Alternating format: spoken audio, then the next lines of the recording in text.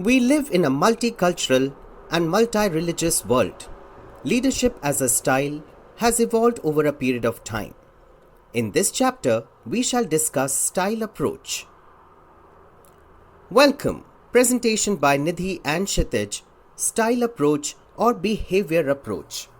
The emphasis on behavior of the leader. What leaders do, how they act, actions of leaders towards their subordinate. There are two kinds of style approach, task behavior and relationship behavior. While task behavior facilitate goal attainment and achieve objectives, the relationship behavior helps subordinates feel comfortable. Both are important in their own kind. Research began, and one of the first research that was conducted by the State University of Ohio. The State University of Ohio pointed out that importance of considering more than leaders' traits, began to analyze how individuals acted when they were leading a group or organization. A questionnaire was prepared and constructed from more than 1,800 items describing different aspects of leadership behavior.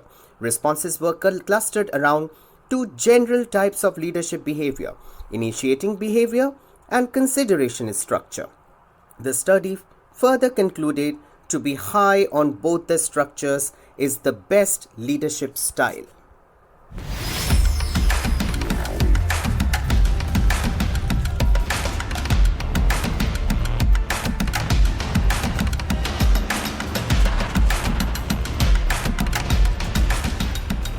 As time progressed, the researchers started looking for a universal style of leadership, and thus the University of Michigan conducted series of studies that explored how leadership functions in small groups. They identified two types of behavior: employee orientation behavior and production orientation behavior. Very briefly, in employee orientation behavior, emphasis is laid on strong human relations, interest in workers as human beings, value their individuality and personal need. It is similar to consideration behavior identified by Ohio State University. Next, in production orientation, this stresses technical and production aspects of jobs. Workers are viewed as means of getting the work done, similar to initiating structure by Ohio State University. Researchers were looking for a universal theory of leadership that would explain leadership effectiveness in every single way.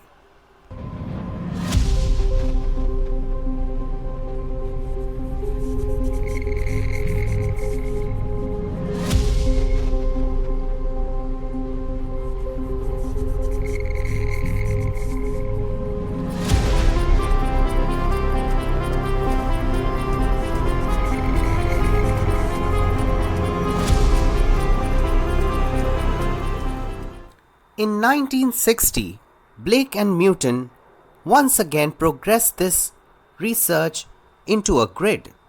They explored how managers used task and relationship behaviors in the organizational settings. It is one of the best known model of managerial behavior.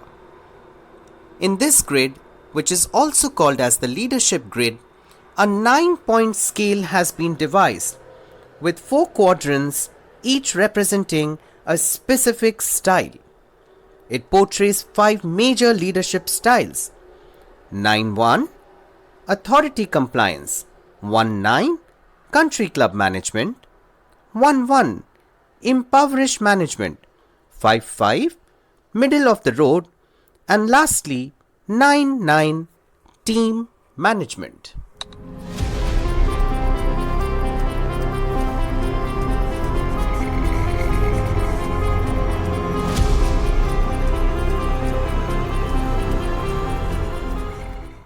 While all leadership styles so far might have its own pros and cons, this one does as well. Let's look at some of these trends. The style leadership broadened the scope of leadership, which earlier focused only on trait leadership. No longer was the focus of leadership on personal characteristics of leaders. It was expanded to include what leaders did and how they acted. It is a research substantiated by Ohio University and the University of Michigan.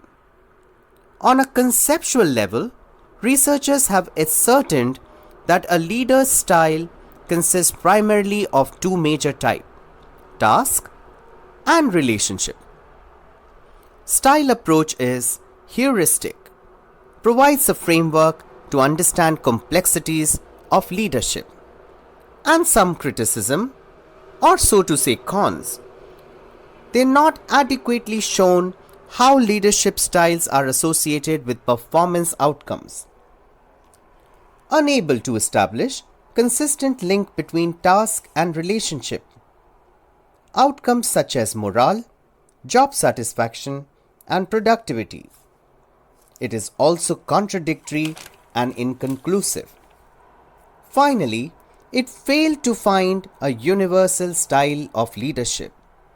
High relationship is not the most effective in all situations. Hence, it is unclear.